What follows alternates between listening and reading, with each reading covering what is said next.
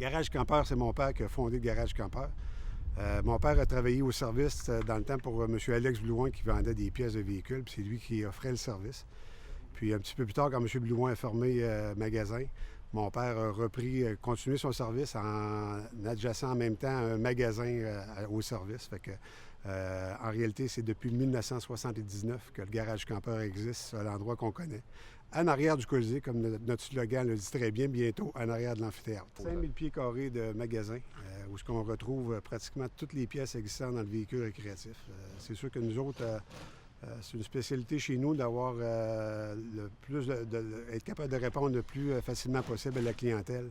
J'ai toujours de 3 à 4 employés au magasin qui sont là, Marc Bélanger qui est mon gérant. Avec son équipe qui reçoivent les gens, puis qui sont connaissants dans le domaine, qui sont capables de répondre à plusieurs questions.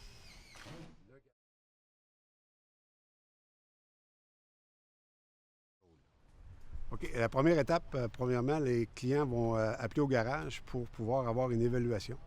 Ce côté-là, c'est moi-même personnellement qui s'en charge.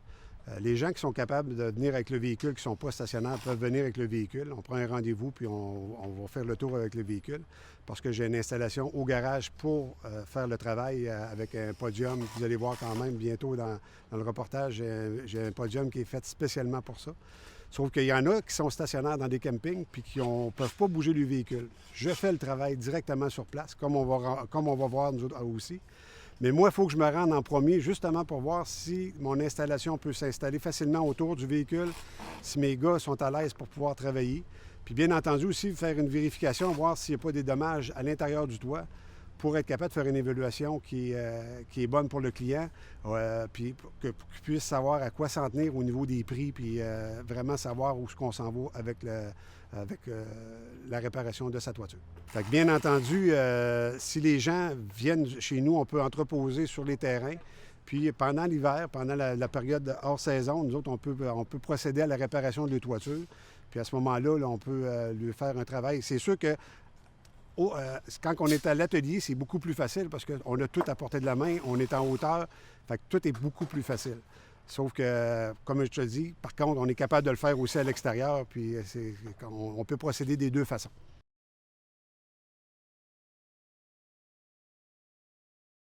Okay. Moi, les mesures ont été prises à la première étape pour les grandeurs de la toiture que j'ai besoin. Fait que nous autres, avant de partir de l'atelier, on va préparer notre toiture qui va être déjà coupée en conséquence du véhicule qu'on fait. Et aussitôt que les gars vont arriver sur place, comme vous allez pouvoir voir, c'est l'installation qui se fait, puis démancher la toiture, tous les accessoires qu'il y a sur la toiture, parce que Dieu seul sait qu'on a beaucoup d'accessoires sur la toiture, les dômes, les airs climatisés. On met la toiture à nu complètement et on enlève toute la membrane existante sur la toiture pour avoir une visibilité facile sur le toit. C'est très important. C'est pour ça aussi qu'on met vraiment à nu la toiture parce que moi, quand je fais une toiture en aluminium, dans la conscience de dire au client, vous n'aurez plus jamais d'infiltration d'eau à l'intérieur de votre toiture. Mais pour dire ça, il faut que je sois convaincu et certain avant de faire ça qu'il n'y a pas eu avant de l'eau parce qu'à ce moment-là, ça ne donne absolument rien d'avoir fait ça. Fait que quand je mets mon cap d'aluminium, j'appelle ça mon cap d'aluminium, quand je mets mon cap d'aluminium sur une roulotte, c'est parce que je suis convaincu qu'il n'y a pas d'eau dedans, puis il n'y en aura pas. C'est une équipe qui fait ce travail-là. J'ai celui qui est en charge, c'est Dominique Charon, qui est en charge de mon projet. C'est toujours lui qui est en charge. Il arrive avec ses hommes. Mes hommes savent exactement où ils vont. Vous allez pouvoir vous le constater aussi dans ce qu'on va vous montrer. Chaque personne savent exactement ce qu'ils ont à faire. Et effectivement, tout est protégé pour pas qu'il y ait de bris sur le véhicule ou quoi que ce soit. Autant sur le terrassement des gens, des fois, les gens prennent le soin d'avoir des beaux terrassements sur les campings. Fait que c'est important que quand on reparte, que ça soit impeccable aussi.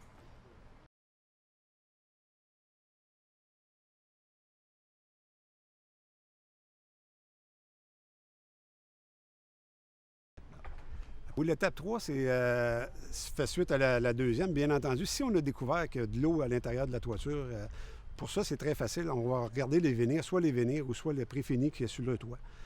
S'il y a eu de l'eau, automatiquement, ça a été attaqué. Fait que si je vois qu'il y a un vinir ou un préfini qui est attaqué, automatiquement, on va l'enlever. Puis en plus, on va aller en profondeur plus que ça. soit que ce soit de la laine ou de l'uréthane qui soit là. On va aller voir si la feuille intérieure du plafond a pu être attaquée parce que risque de pourriture ou de moisissure, puis ça peut former des champignons. Fait qu'à ce moment-là, il faut que je sois convaincu que tout ça est correct. S'il y a lieu, effectivement, on va faire ce travail-là. On peut même aller jusqu'à changer ces feuilles-là intérieures. Effectivement, ça, c'est une étape qui est beaucoup plus... il y a beaucoup plus d'heures dans ça, ce qui est quand même assez rare, mais s'il faut le faire, on va le faire, parce que je ne laisserai pas une feuille là qui pourrait être dangereuse, contaminée et dangereuse pour le client. À ce moment-là, on va l'enlever, on va enlever la structure, puis on va remettre une feuille là. Puis après ça, une fois que ça s'est fait, on va remettre nos vénires là. Si à changer toutes les vénires, on va toutes les changer. Puis le moment où j'ai terminé cette étape-là, on va mettre le cap d'aluminium dessus, puis on va refermer ça. Mais quand je le referme, c'est parce que je suis convaincu que mon travail est bien fait en dessous. Moi, le client, il faut qu'il soit content, il faut qu'il soit satisfait, puis il faut que... Moi, je suis convaincu de mon produit, je suis convaincu de ce que je fais. Puis j'y crois énormément. Puis quand je pars de là, le client, il faut qu'il croie autant que moi. Fait qu'à ce moment-là, tout le monde n'a pas de doute dans sa tête que tout est très normal puis très correct dans la situation.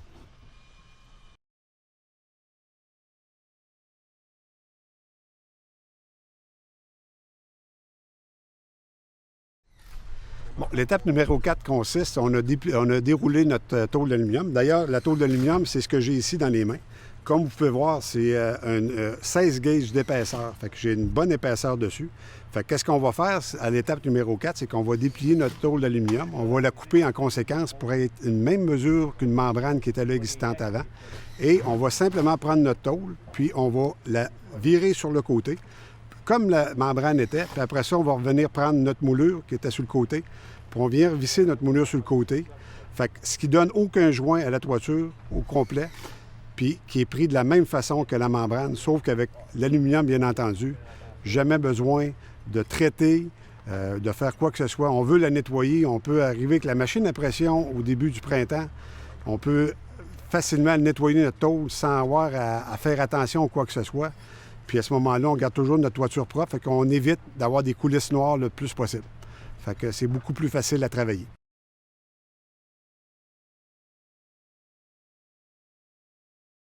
Fait que la finale, en réalité, c'est pas compliqué, c'est remonter tous les accessoires sur le véhicule,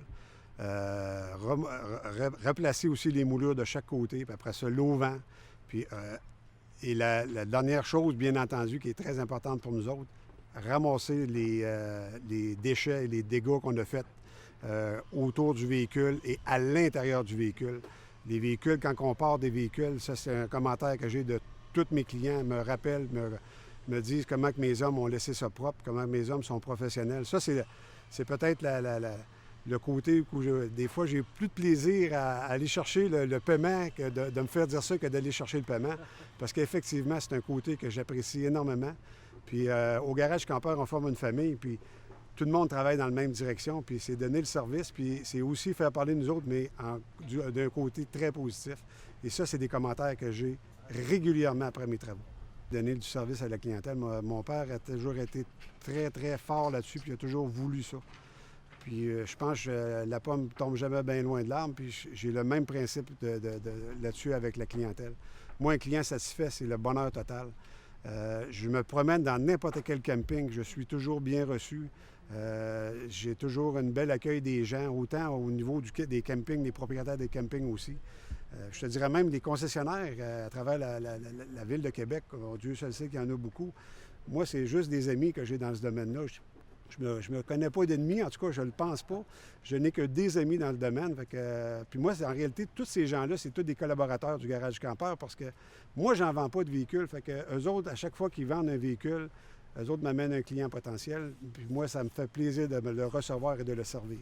Oui, vous pouvez aller au Garage Campeur ou sur le site garagecampeur.ca ou appeler au garage à 418-524-9896. Puis il va y avoir quelqu'un qui va vous répondre. Puis dans n'importe quelle situation, que ce n'est pas juste la toiture, que ça peut être n'importe quoi, un problème au niveau de propane ou n'importe quoi, j'ai des techniciens, on a une équipe qui répond à toutes les questions qu'on peut avoir pour un véhicule récréatif et ça va nous faire plaisir de vous répondre.